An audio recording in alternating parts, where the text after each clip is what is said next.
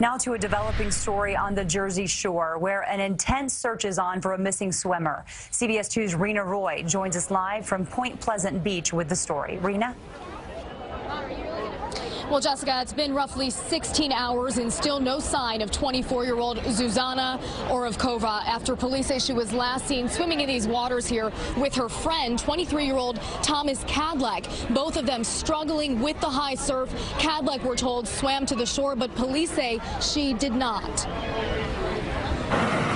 Choppers overhead, dive teams deep below the sea, and search boats canvassing the water. The U.S. Coast Guard and police looking for any trace of foreign exchange student Zuzana Oravkova. We're working with the Coast Guard, so the Coast Guard, as well as all the North beaches, have been searching pretty much all day. Captain of Bayhead Beach, Chris Lai, says the crews are combing miles of water, beach after beach, from Point Pleasant near 300 Beach Avenue, where she was last seen, all the way to Island Beach State Park. We're on patrol. We have all our guards with binoculars, and then we're walking by foot in the search area, at least in Bayhead.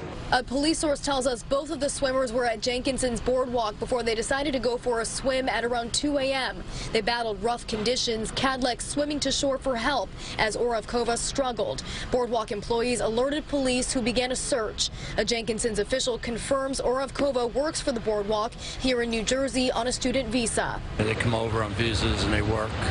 They come over and they, go up to the city.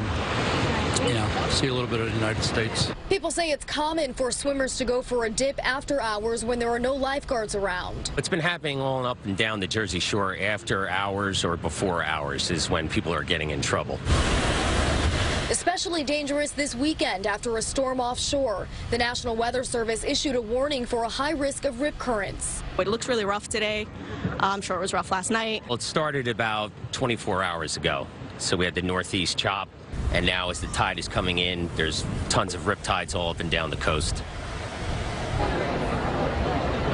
A Jenkinson's official tells us they are working on reaching out to Oravkova's family and also will be providing grief counselors for her co-workers here.